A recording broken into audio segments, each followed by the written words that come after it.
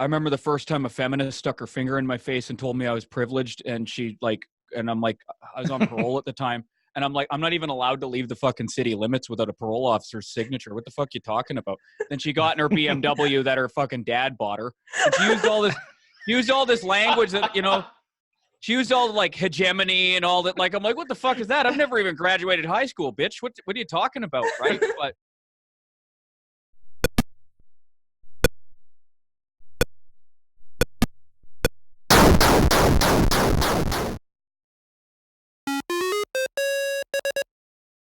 welcome, everyone, to Unsafe Space. I'm your host, Carter Laren, and I'm joined, as always, by the bad mamma jamma, Keri Smith. Keri, say hello. Hello, Carter. How are you this afternoon? I'm doing well, Keri. I'm doing well. And I'm excited to talk to our guest because we don't often get to talk to comedians.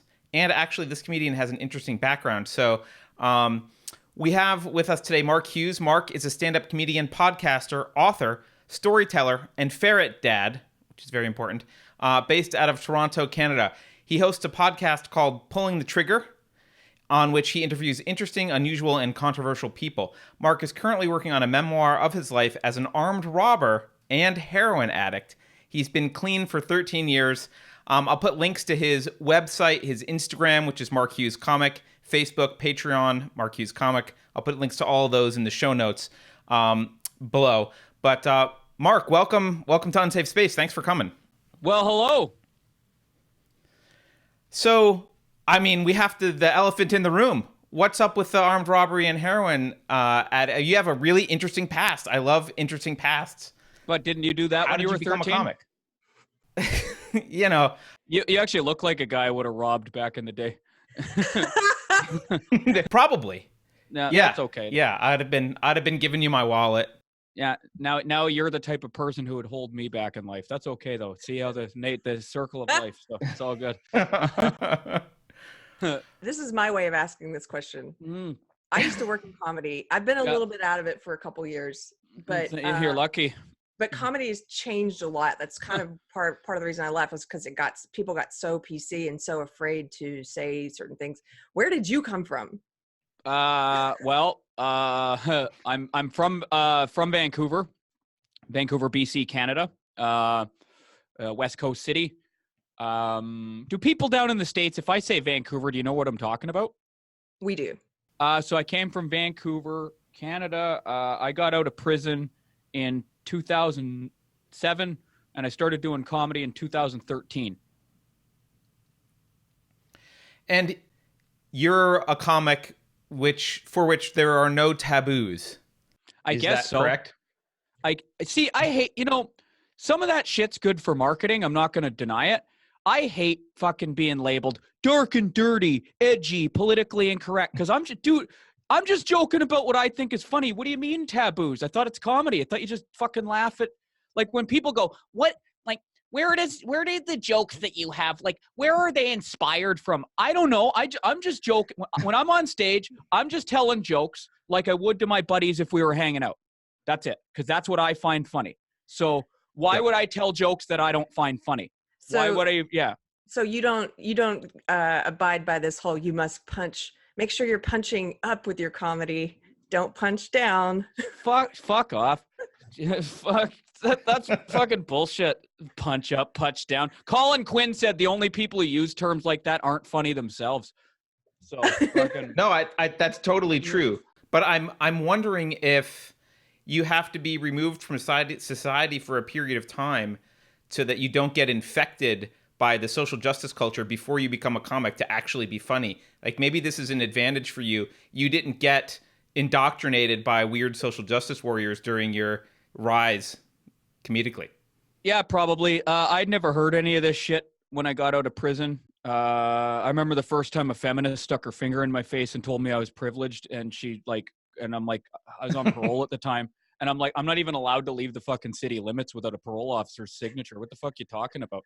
Then she got in her BMW that her fucking dad bought her. And she used all this language that, She used all the like hegemony and all that. Like, I'm like, what the fuck is that? I've never even graduated high school, bitch. What are you talking about, right? But yeah, apparently, Brave. They warned me it would be different out here. Holy shit, man. Yeah. In fact, I just want to say one thing. I'm an ex-dope fiend, right? So I used this junkie. So I shoot dope, cocaine, heroin down on the downtown east side of Vancouver, which is the ghetto. It's the worst part of Canada. And just getting high with fucking all kinds of people and hookers. And I remember that when I was telling a story one time, I said the word hooker, and I got in shit for it. I'd never in my whole sex, because the correct term is sex worker. And it's like, and I wasn't even I wasn't being disrespectful towards when I was telling the story towards a girl who was a hooker. Hookers were my friends, right? And it just that's what they call themselves. And I couldn't believe it. And that day I realized, holy fuck, society's pretty fucked up, man. And yeah. So, and to speak to your question, was I infected by it? I guess not. I'll tell you one thing, that shit, people ask me all the time, is it hard getting out of prison because you can't get a job and you got the criminal record? That stuff's not, I'm not saying that stuff's easy, but it's actually this shit that we're talking about that's what makes it hard. Because there's cultural taboos or like assumptions that you don't.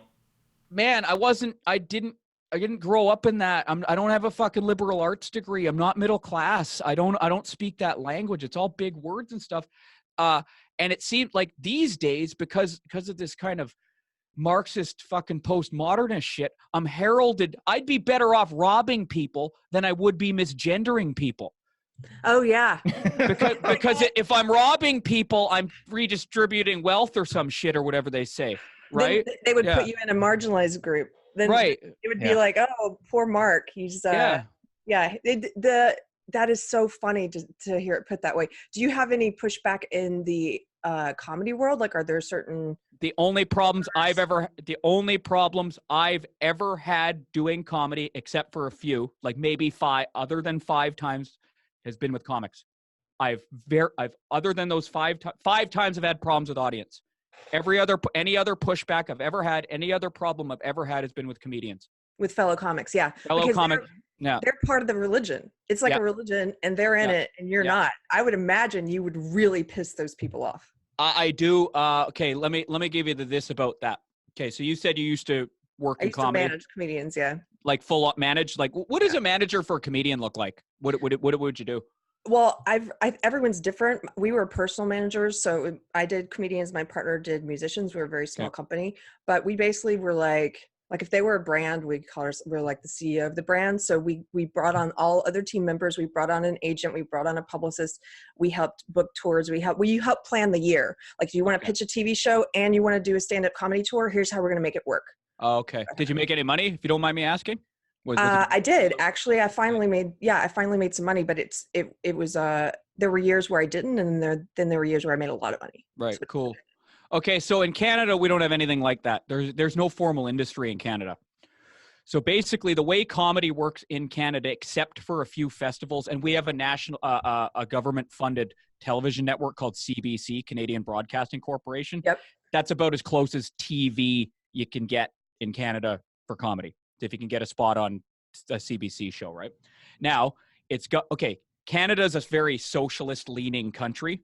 So so you can imagine what a government-funded television channel, what their criteria is going to be for, you think fucking late night TV clean's fucking gay? Holy shit. The fucking content restrictions for CBC, like that fucking long, man. It's so anyway, if you looked at the line, funny. I don't want to say that because they do book funny people. I don't want to be too like, you don't need to be fucking telling rape jokes and stuff to be funny. I don't believe that. But what they do, okay. When I tell you that there's this many criteria that you're not allowed to joke about, and we're kind of a government, the television station is government funded, and we're kind of a socialist country, take a guess at what the lineup looks like on the fucking showcase. Fair. Ideologically diverse, right? Yeah. Well, no. Okay, hold on. it's not ideologically diverse. Right. It's diverse every other way. Exactly. But if you just listened to them and didn't know who, if you weren't able to look at them, they don't sound much different. That's the interesting thing. So they talk about diversity, but it's only one type of diversity, right? Anyway, so long story short, in Canada, because we don't have any proper industry, it's basically one big artist collective. All the shows here are run by comedians or very close to comedian people, right? So it's a community. It's you want to make money in Canada, you gotta be your own manager, your own agent, your own social media expert, your own fucking publicist, all of it. You got to do it yourself. The closest we have to that is a national comedy chain called Yuck Yucks, but we don't have the population for a national chain to have to book people enough to really make a living. So you got to be hustling for gigs all the time. I'm sure it's not that much different than the States. It's not. Yeah. So anyway. So it sounds like if that's the case and the only pushback you're getting are from comedians, that means venue pushback as well, because it's the comedians that are running venues. Is that true or no? Okay, here's the best way I can describe it. Yes, you're correct. Venues here, shows are okay. So the club circuit in Canada isn't very big. I'd say it's 15% of all the shows in Canada. Most of the shows are bars, cafes, one-offs, things like that, right? What I have found in my experience is that the clubs, the managers and stuff often aren't really watching the comedy, and they're usually people who were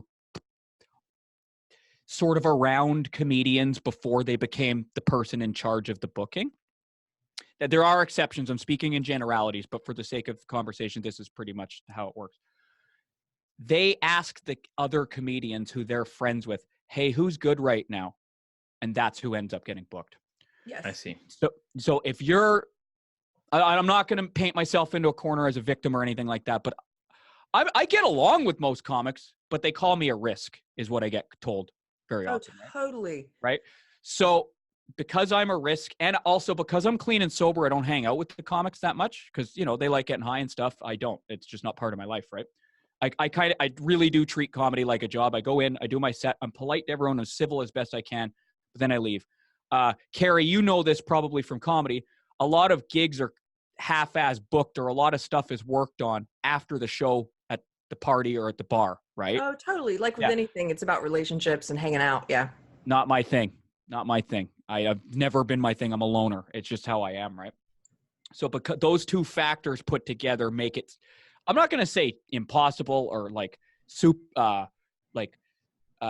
disabling, but it makes comedy probably a bit harder for me than the average comedian. Let's put it that way. Yeah. I would assume it also makes you a better comic because no.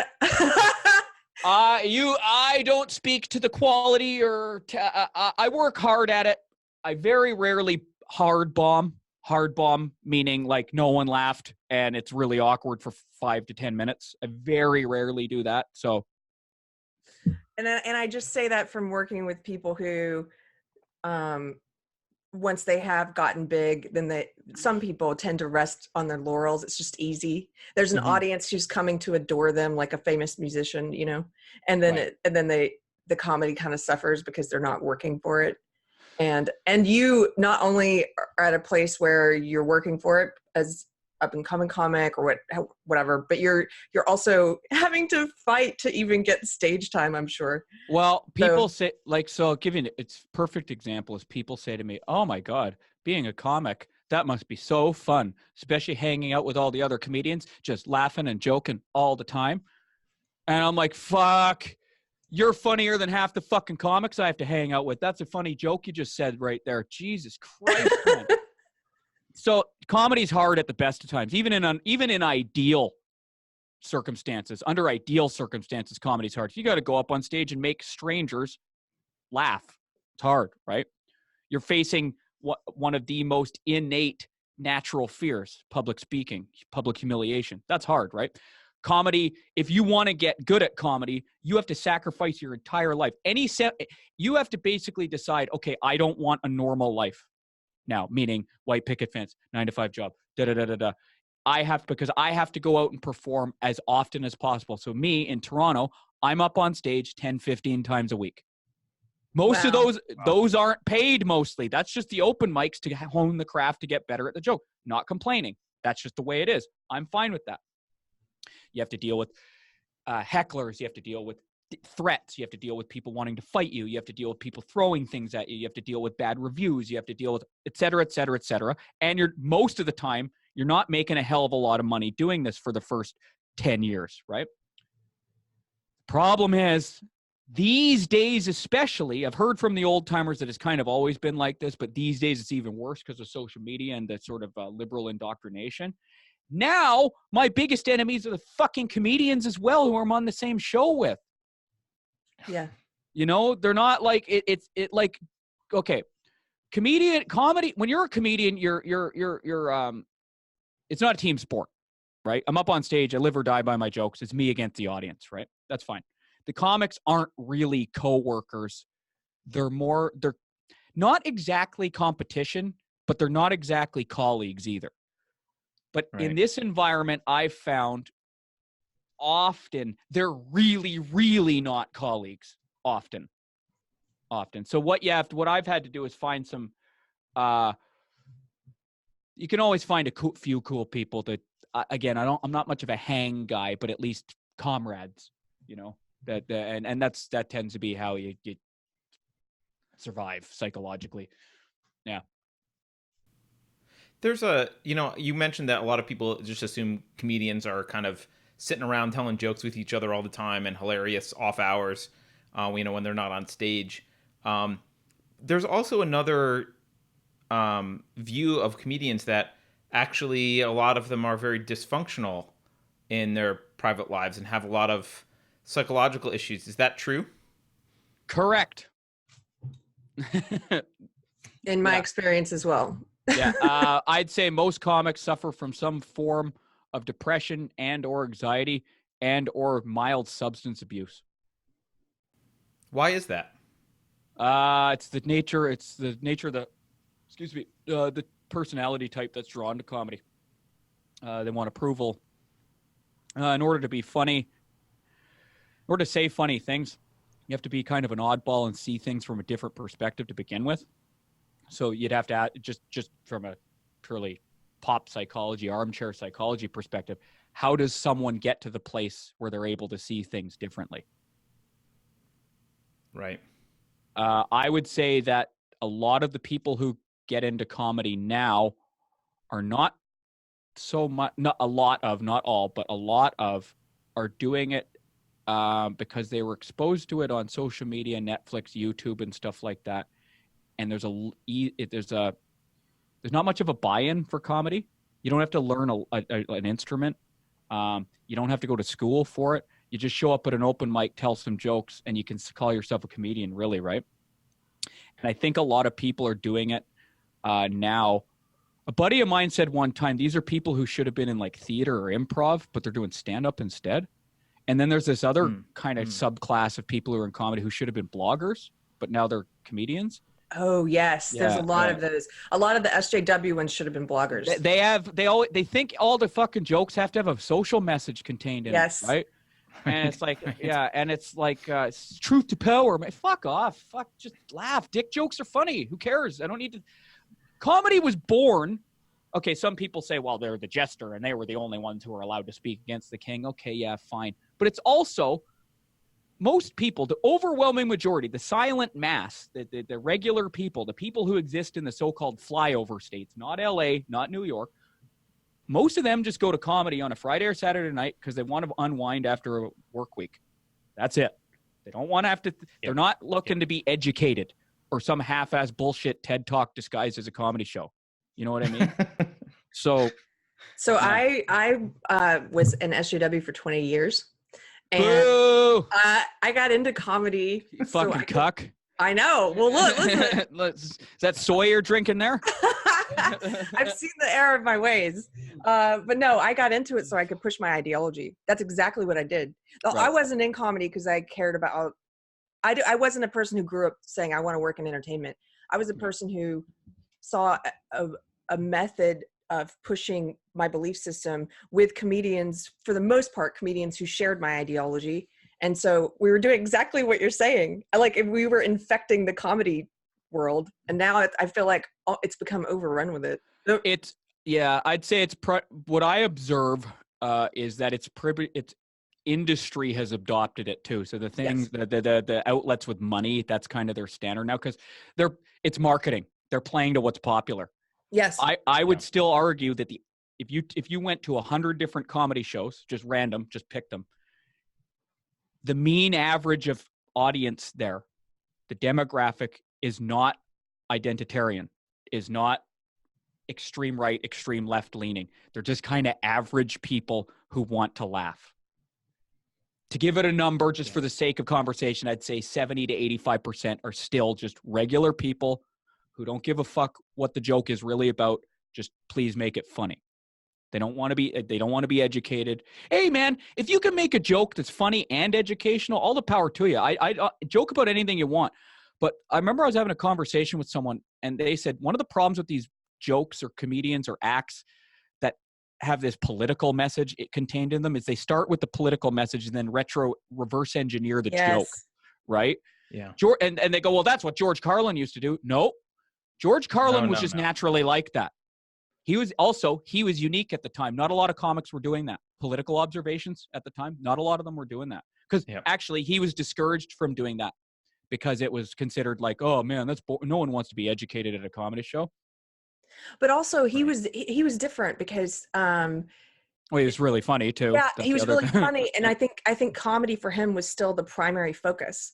For the people you're talking about, it's like with anything else that SJWism infects, the ideology becomes primary to them, and comedy is secondary. Right. And then you're not an artist anymore. Well, you hear, this is common. I remember I used to joke about this before I started seeing it on the internet. A lot of them even say comedy isn't about funny or laughs. Like, for real. That's, I'm not ironic. They actually say that. Yeah. Yeah. And you see the rise of clapter. Yeah. Late night has gotten horrible. I grew up watching Johnny Carson, and it doesn't matter what you think of Johnny Carson. I laughed when I was a kid. I thought Johnny was funny. No, it's great. He was funny. But, now late night, you don't hear people laughing. You hear people applauding when they say something. Right. Yeah. Yeah. Typical white male, eh?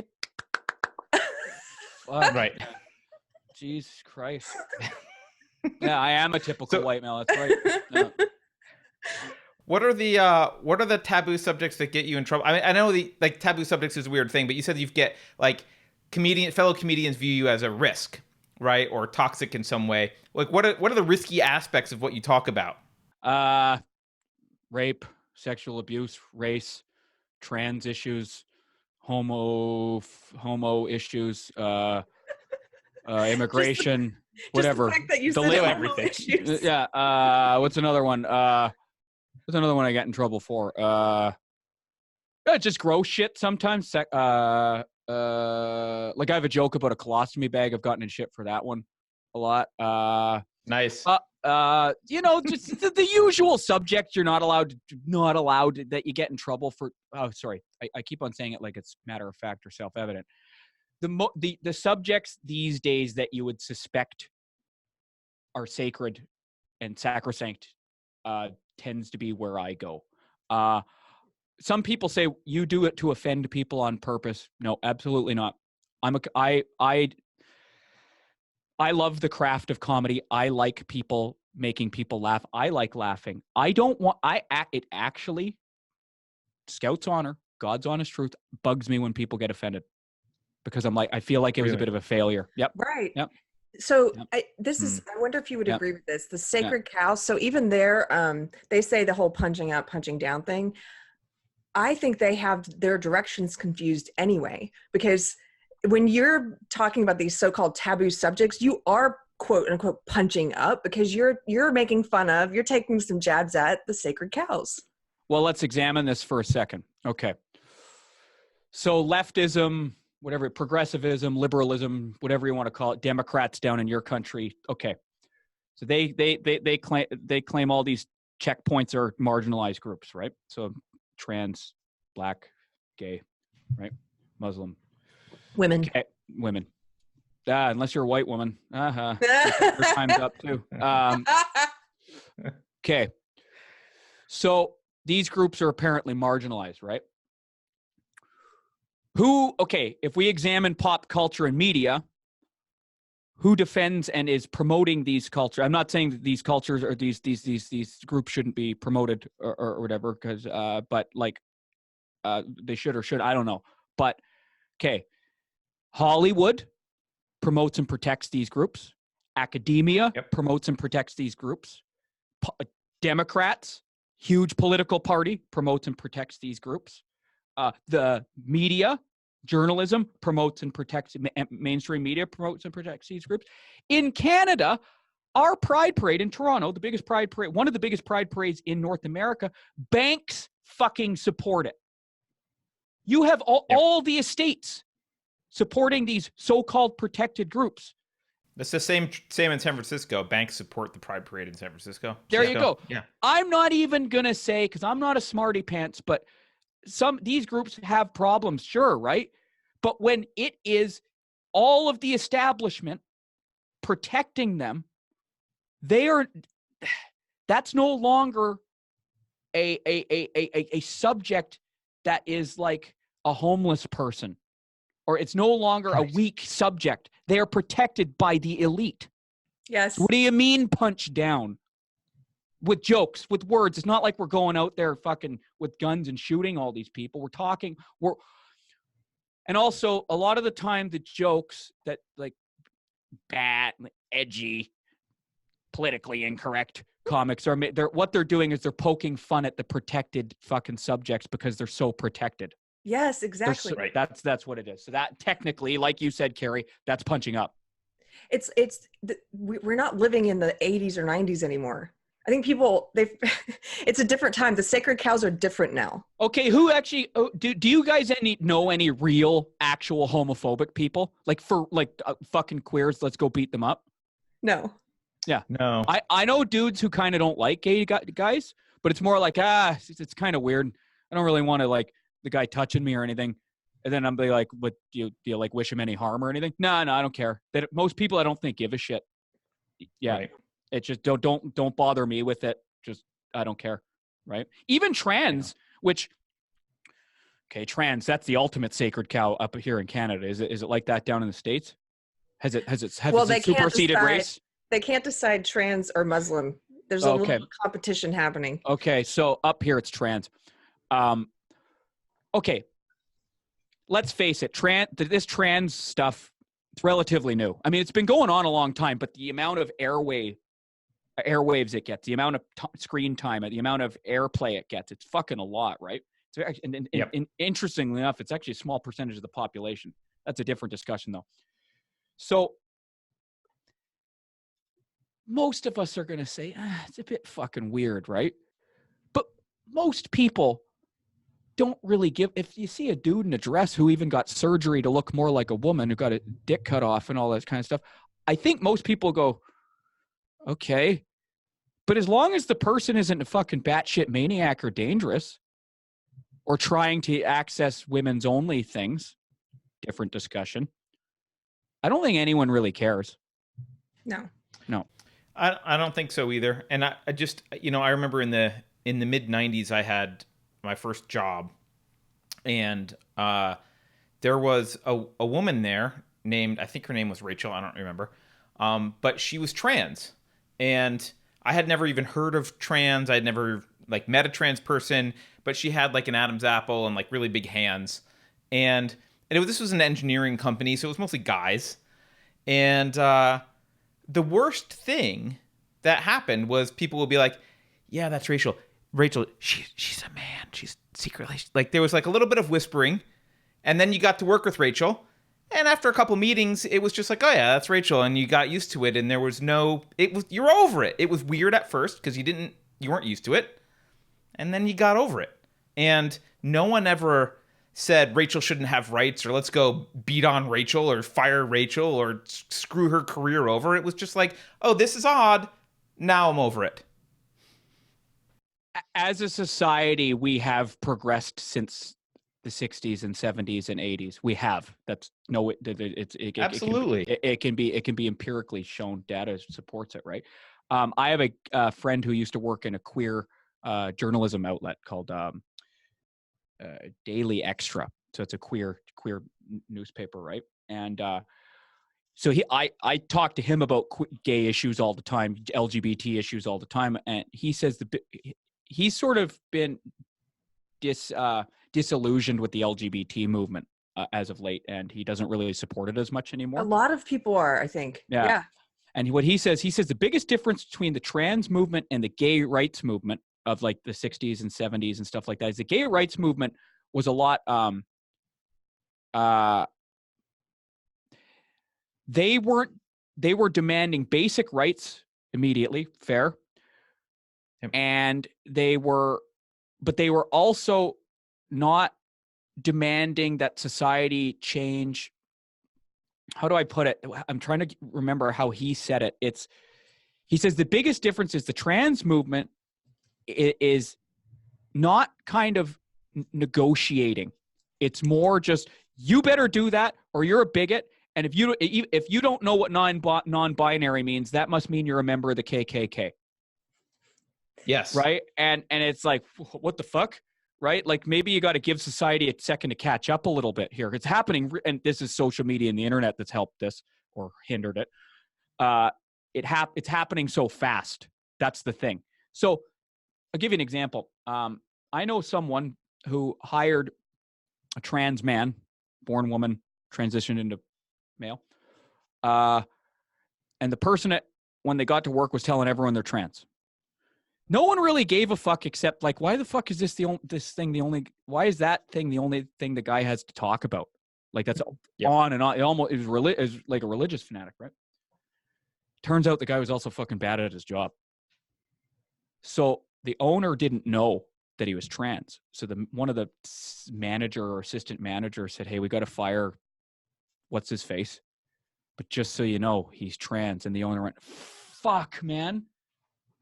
He's a bad employee. That's why I want to fire him. But now I can't because just a few days before he told everyone he was trans.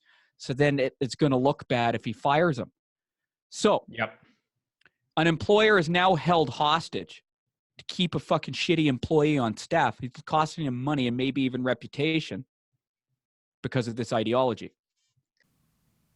Well, and I'll tell you as someone I've hired hundreds of people in my life, and I'll tell you right now, the backlash is that has consequences. Employers aren't stupid. They see that and they immediately think, well, I don't have a problem with this protected class, but I'm hesitant to hire them because I can't fire them. If a white guy, I can fire for any reason. The guy looks at me wrong. He's underperforming. I don't like him. He's gone. He has no leverage over me. But you get the trans Muslim woman or whatever it is, some protected class. You better be really careful because you can't fire them. And that's horrifying from an employer to feel like, if I hire this person, I'm stuck with them forever. Remember the good old days when all you had to worry about as an employer was hiring women who might get pregnant? Fuck, man. Right? Jesus Christ. Now, has it ever become complicated? No. Yeah.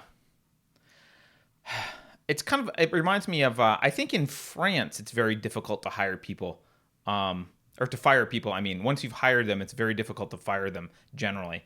And it's not been good for their economy, obviously, because, you can't, people know that they're protected. And that trans person you mentioned, he knows that once he doesn't get fired for bad performance, now he knows that he can't get fired for bad performance. And so we also have a thing up here that's before I say what I'm about to say, for any of your listeners, I don't want to make it sound like comedy's like terrible and like it's all doom and gloom. It's just the shittiest thing in existence right now. One of the things I like about all this stuff, and I'm not saying anything new here, Anthony Jeselnik said this, I like how hard, I don't always enjoy how hard all this shit is with comedy, but one of the things I do like about it is it gives me more shit to make fun of. And it also makes you a sharper comic because you don't have to necessarily be more careful, but if you want to make it funny, you got to be have a bit more precision. So I can't be as lazy. Yeah. You have to be surgical about it. Yes. Yeah. Yeah. And that doesn't mean, oh, you can't say this and you can't say that. I can say this and I can say that. I just got to make sure it's a bit, what you try and do, or what I try and do is, if I'm going to make a joke about trans people, I want to make it so funny that a trans person's going to laugh at it. Yes. Yeah. Right. I love that. That's awesome. Yeah. Right. Yeah. It actually is, I think it's a great time to be a comedian too, because there's, on the one hand, you've got all the establishment comedians, I put it that way, the people that are getting TV shows right now currently. Like you said, it is a trend, and trends pass. When I was pushing this stuff, it wasn't the trend. We were bucking the norm. Now it's the norm, but something else will become the norm eventually. The edgy stuff is going to take over in the next 5 years. It will. And so right now you've got people who are defining themselves, who are doing really great comedy, especially online. I started discovering all these people online who are just breaking all the rules, like yourself. And that is exciting. Yeah. Yeah, it's great. It's a good time. The other neat thing is, nowadays you don't really need industry. This shit, what we're doing, right. I can build my own following, not one that was given to me by a fucking network. Yeah. Right. So it's harder. I've got to do. So right now I've got to be a stand-up comedian and all the stuff that entails, but I also have to be an online marketing, social media guy too. Right. And it's not that people just go, oh, well, you just make videos and, just all of it, it'll go viral. And then you have a million. No. It's very hard to make a fucking video go viral. And the things that do go viral are fucking ridiculous sometimes. There's no rhyme nor reason to it. Right. But it's like comedy. Just keep at it. And slowly but surely it kind of starts developing. I've noticed an increase in followers and fans and stuff like that in the last. I've only really started heavily using social media in the last 2 years. And I've noticed an increase in engagement and fans and people who like me in different parts of the country and world. So, and it took time and effort. You got to be on top of it, but it's there for sure. It's there. Yeah. People are hungry for something that's challenging to this religion. Yeah. I was just going to use the word hungry, Keri. I was like, there's a hunger for this. Yeah, absolutely. Yeah. People are tired of woke late night clapter. So now's the opportunity.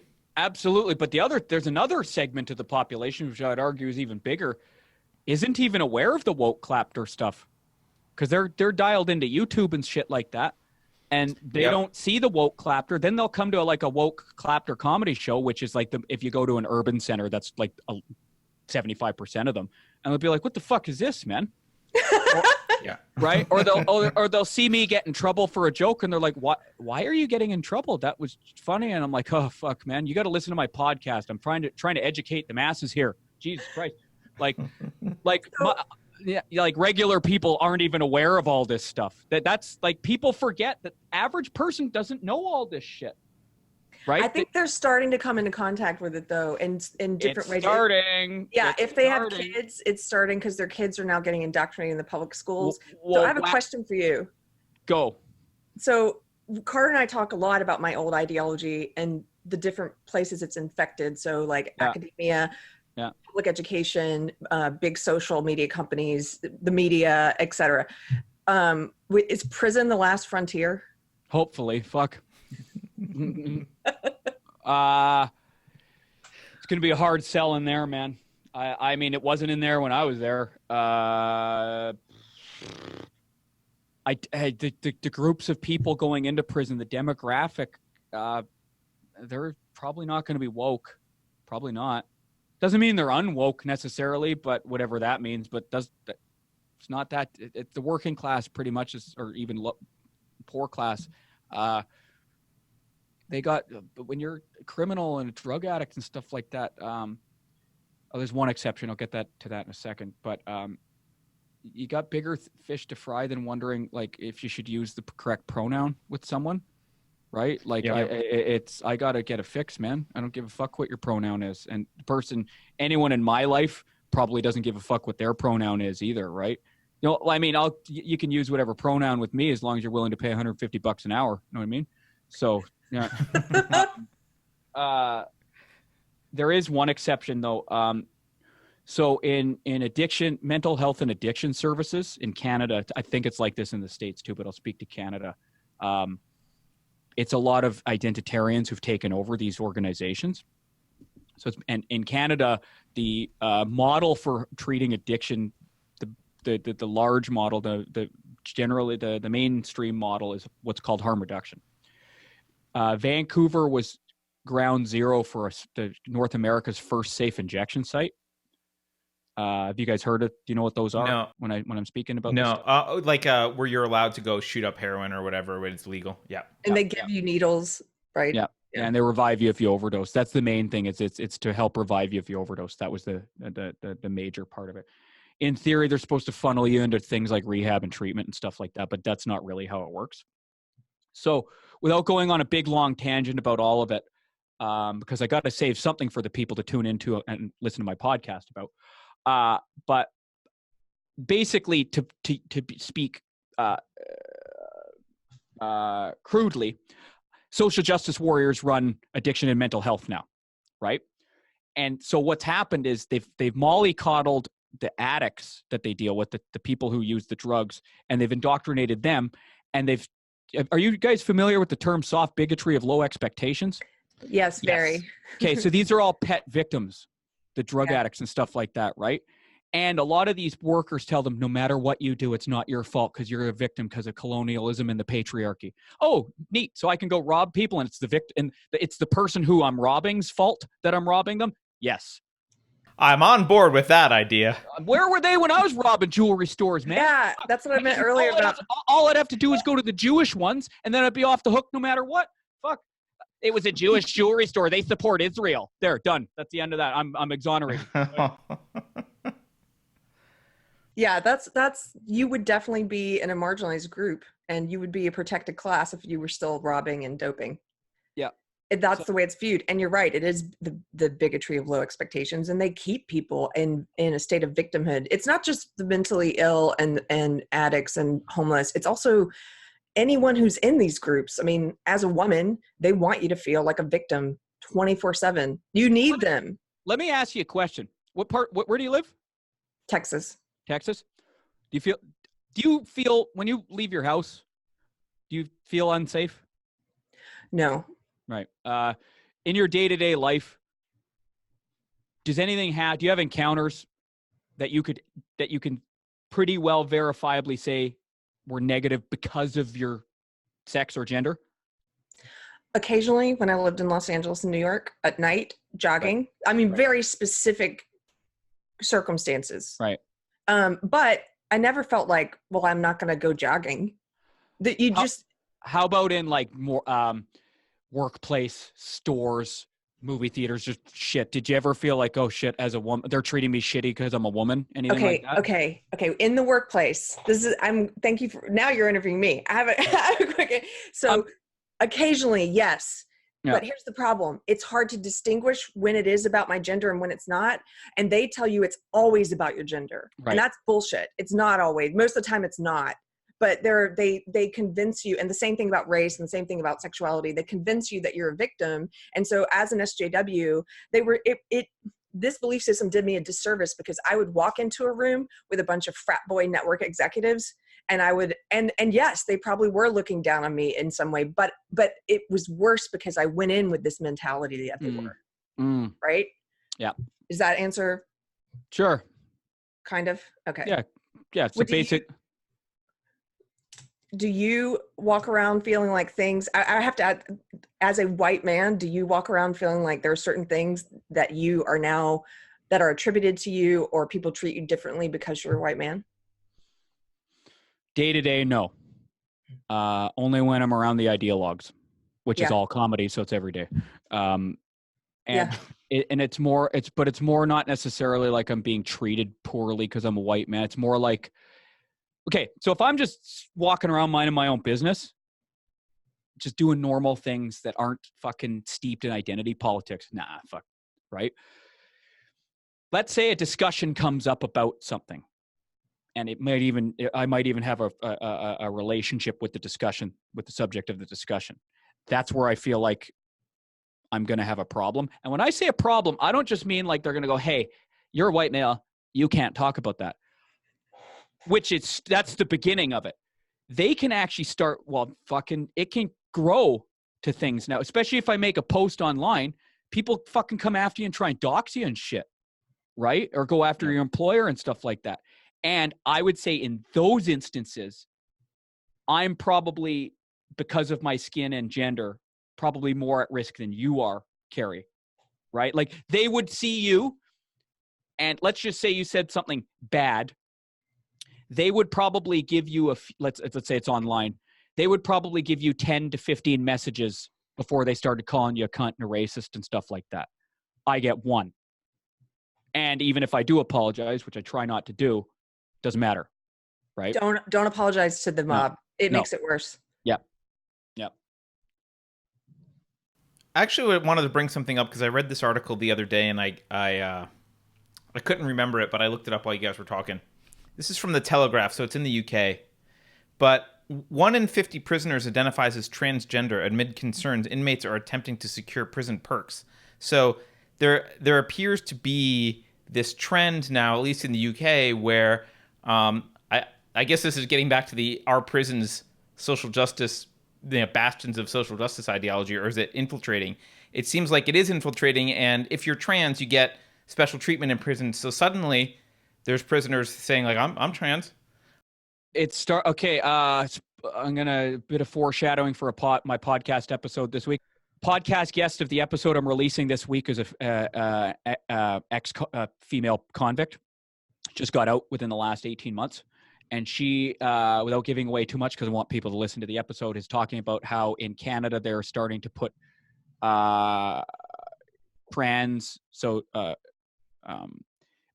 male to female trans inmates in women's prisons, and some of them are sex offenders. Yes. Oh, wow. And in the UK, corrections itself does not like this, but it's a policy higher than them that's doing this. Like the frontline guards, the rank and file guards don't like this because the female officers in the prison are now having to strip search male inmates, biological male inmates, right? Right. But they're not in charge at the end of the day. No, it's not even corrections that's in charge. The courts have ruled that this is Canada's courts are cucked really bad. So the courts have ruled, no, too bad if someone identifies as male or female, whatever, opposite gender, that's it. They are. And now they have to be treated accordingly. Right. It's insane.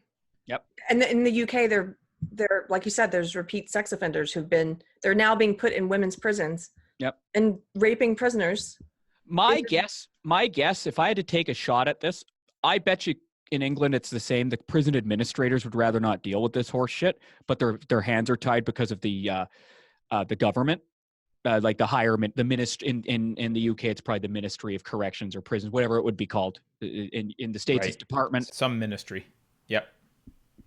My guess is that one of the reasons that prisons are probably maybe not fighting it as much or just kind of going along with it is, as bad as it sounds, they're probably hoping some bad shit will happen, which will then force the government to say, okay, we can't do this. Because it's like the only way you're going to see that this is a bad idea is if bad shit happens. Unfortunately. Right? Yeah. And I think, the only difference between the US and Canada and the UK at this point is the US, the federal government hasn't gone full woke yet. You guys also have the Constitution. Your Constitution's very strong. We have a thing called the Charter of Rights and Freedoms, which is similar. If you read them, they look similar, but the way the courts interpret them up here is not as like free speech down in the United States. The Supreme Court's never ruled against free speech ever. Ever. Like it's always, unless it's an imminent danger or like you're actually threatening a group. Even then, I think you can kind of do that. Canada, it's fucking, you never know if an expression or speech issue comes before our Supreme Court, flip a coin on how it'll go. Well, your law schools are woke now. Canada's law schools are super woke. Oh, yeah. Fucking lawyers can say, I'm not comfortable fucking discussing how to cross-examine a fucking rape suspect. Like, how the fuck? Okay, so if I rape someone, just Wait, what? Yeah. They don't. The students are like, I don't want to have to learn about rape laws because it triggers me. It's triggering. Yeah. So then the lawyer, like, how do you learn about rape laws? So now if I was a rapist, just, I guess you get away with it now because they're not allowed to discuss it in court. Is that how it works? You just like, no, it wouldn't work like that. It would work like you're guilty no matter what, probably. Yeah. Oh, well, I think it would default to depend on what class you were in, what marginalized group you were in, as opposed to the person you raped. Right. Yeah. Good thing I only rape white males. That's White pretty males, well. they're not straight when I'm done with them. You know what I mean? So, I'm doing it for you, ladies. I'm doing it in the name of social justice. That's right. Can we talk about you have a number one heckler, don't you? Are we going to talk about you heckler or not? Well, actually, I was going to say, speaking of trans rights and some stuff that's going on in Canada, this. You're familiar with this Jessica Yaniv? What's his other name? Jonathan. Jonathan. Yeah. I am quite familiar with it. Well, to tie both of your questions together, you called him a heckler, Keri. I call him my nemesis, actually.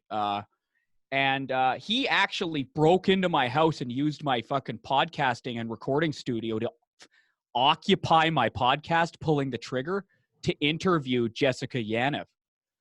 And he said some bullshit like it's socialism, so I have to share whether I like it or not. It's not up to me. He's even I think that's how socialism works. He's even going to go after some of my Patreon donations, and the guy doesn't even know how to work my equipment. Like, fucking. Anyway, yeah. So he interviewed Jessica Yaniv, and it's quite the interview. It's I can't. You have to see it to believe it. That's all I can say. So maybe do you want to talk about Jessica? Do you want to, for your viewers? Do you want me to describe what's going on with Jessica Yaniv? Yeah. Why don't you describe it, and then we actually have your nemesis on the show later, and we're going to talk about this. Sorry. We're equal opportunity. He doesn't know. Okay, the guy's just a little faggot, so I don't really care too much about him. But like, I just don't want him. Like, I want to be able to make sure I can leave before he sees me. I don't want him following me home and knowing where I live again. I've had to move a few times because of him. We'll take a break between. Yeah, he stages protests outside my house and stuff like that. It sounds like he's riding your coattails. Yeah, it's a strange fucking situation. His name's Mark Social Justice Warrior Hughes. I know we're not related at all. People always be like online. They'll be like, oh, they'll talk to me like I'm him or him like I'm me, and that's the most offensive thing I've ever heard. Like, do not fucking associate me with him. Like that's that. Yeah. He says Zem is his pronouns, but I don't acknowledge that shit. Right? ZHEM. Oh, he's got the pronouns in the bio and all that stuff. Yeah. So anyway, okay. So Mark Social Justice Warrior Hughes interviewed Jessica Yaniv. Jessica Yaniv has made international headlines because she is suing about 16 different estheticians and waxing studios for refusing to wax her genitalia, which is male, penis, scrotum. And she is using the Canadian human rights, what's the exact legislation? Anyway, Canadian human rights legislation in Vancouver, British Columbia, going to the Human Rights Tribunal and claiming it's a human rights violation because they are discriminating against her based on gender identification. So long story short, Jessica Yaniv, for your viewers, go Google it. There's tons of articles about it, is saying that you are bigoted because you won't wax my penis because I say I'm a woman.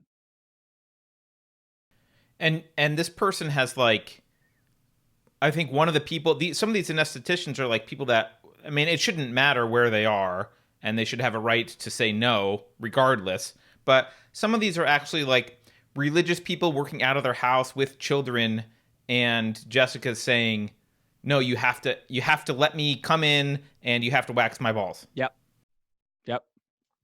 And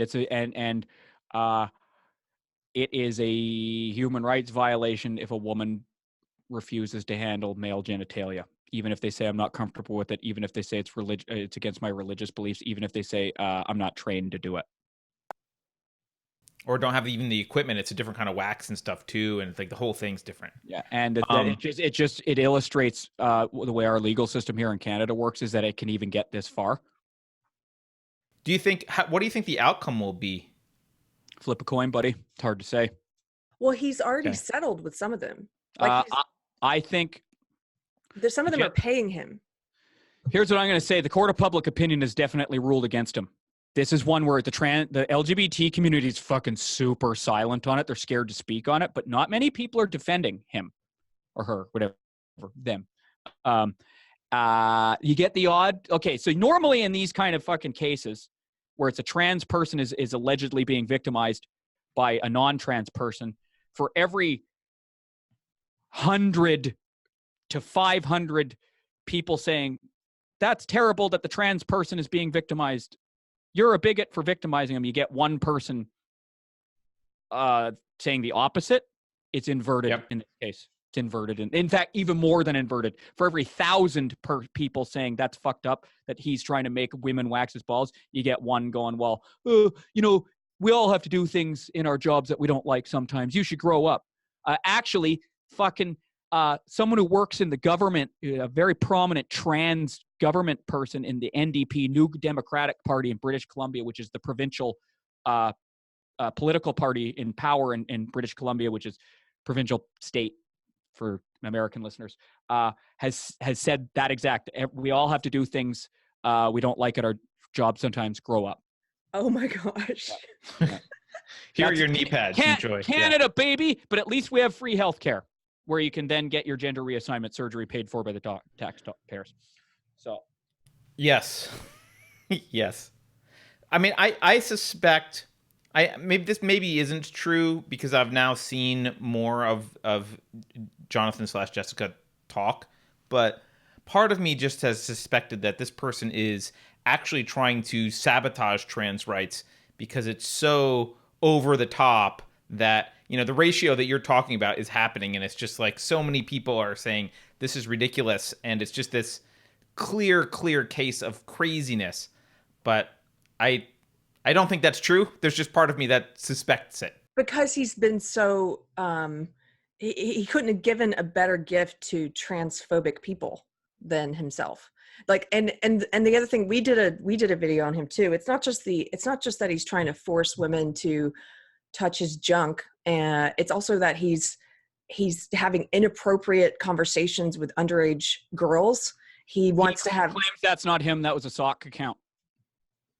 Okay, yeah, that's ridiculous. But there is a picture of him with underage girls in the background that he took a selfie of. Mark, social justice warrior Hughes, I think, can speak more on this because he actually interviewed Yaniv. But I watched the interview, and apparently those are sock accounts. It was made up. Yeah, that's bullshit. Yeah. But he's. I think there's a couple different things happening, and there's that. There's also he's getting women kicked off of Twitter for having arguments with him. I know they reinstated Lindsay Shepherd, but Meghan Murphy is still banned permanently. Yeah, that's Twitter. Twitter's cucked as fuck too. Totally. But he couldn't have handed a better gift to because he is the man you don't want in the bathroom with your little girl.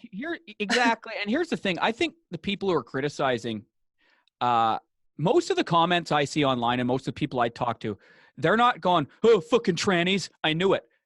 They're actually, most people's criticisms of all this are intelligent.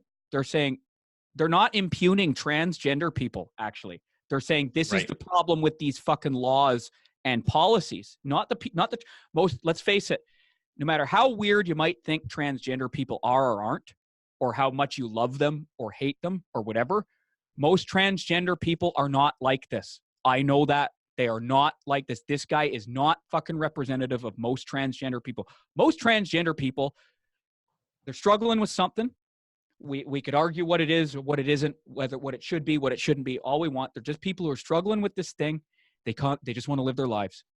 They don't want to be fucked with, and they don't want unnecessary attention drawn to them either. And that's what this guy is doing, right? Right. But a lot of people are worrying that it's going to set transgender people back. I don't think it will. Because I think most people are intelligent and know this isn't most transgender people. What it will do, though, is any policies or laws or anything like that that may have been good, may have been progressive, may have been needed. The general public, anytime from now on, the government or people in power, organizations in power start talking about transgender specific laws or policies or practices, people are going to go, Appa! Remember that Yaniv fucking thing? Because the general public, let's just say that the Human Rights Tribunal finds in favor of Yaniv, the general public, for once, the silent majority, is going to fucking rise up. Also, the Sikh community in Vancouver is going to fucking rise up. Yeah. Because one of the people was Sikh. Yeah, yes. And media will try and suppress it and pretend it's not happening, but they will rise up. That's the sad blessing in disguise if it goes that way. Yeah. If you ask me. It shouldn't have to go this way, but that's what it'll do. Because people will go, we have no faith in the criminal justice, or not in the justice or legal system anymore, because that's fucking bullshit. And again, I think there might be unfortunate fallout towards trans people, which I hope doesn't happen. I hope I hope trans people as a group aren't fucked with, because I don't want anyone hurt, honestly. Despite whatever I joke about, I don't want a trans woman beaten up because of this fucking maniac. Of course. You know? Right. Yeah. Well, and there are some trans women like Blair White who speaks up about this and says, "Look, this is But she said she made a good point and said, "Why isn't the greater community speaking out against it?" Mm-hmm. Yeah. Distance yourself. Why is she the only one? Yeah. Distance yourself from them, from him, guys. Fuck girls, thems, fucking But right. Yeah. Yeah. Well, Mark, this has been a lot of fun. Where can people find your comedy, either online or shows? Like, where do you think people should go to follow you and get more of your comedy? My Instagram, my YouTube, and my Facebook are the best places to find my shit. So if you go to my website, www.markhughescomedy.com, everything's connected there.